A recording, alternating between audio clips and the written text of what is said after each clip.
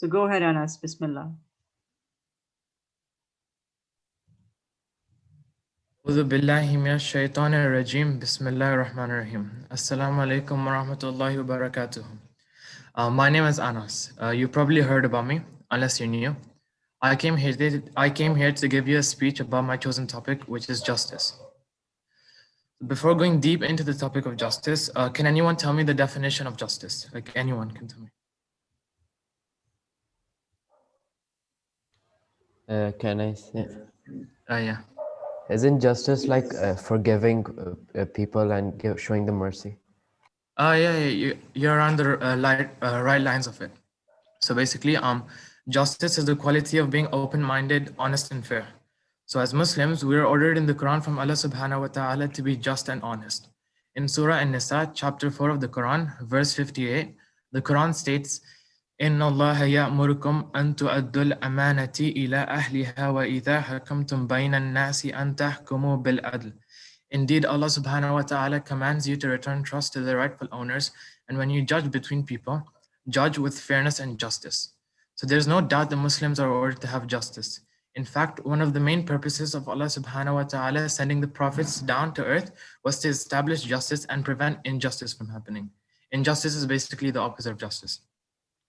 So when there was injustice between pharaohs and the children of Israel, Prophet Musa alayhi salam emerged and created order and justice. And why was the pharaoh cruel and not just? Because we all know that he would often kill innocent young people for his own satisfaction. An example is when he ordered the killing of newborn babies because he dreamed that one newborn would grow up and overthrow his position as king. So there are many examples and stories like this in different parts of the Quran. In fact, it's not just in the Quran. One of the 5 pillars of Islam is zakah. And you may be wondering, how is zakah linked to justice? Let me explain. So if you think about it, zakah is a pillar which requires all Muslims to give away a percentage of their wealth away to the poor. And why do we do this? To ensure justice and equality. This brings me on to my next point. Why do we use justice? Justice is important. It can be served to help people realize their mistakes and the consequences of repeating those mistakes again. Justice can help societies grow and prosper and decline and reduce the negative behavior that takes place. So let me give you an example. If someone litters on the floor, if someone throws rubbish on the floor, is it good or bad for the environment? Obviously, it's bad. So to prevent that from happening again, the person must be fined. Justice has to be acted on that person. Because if you ignore that mistake, it will encourage other people to litter because they have seen the other person get away with it.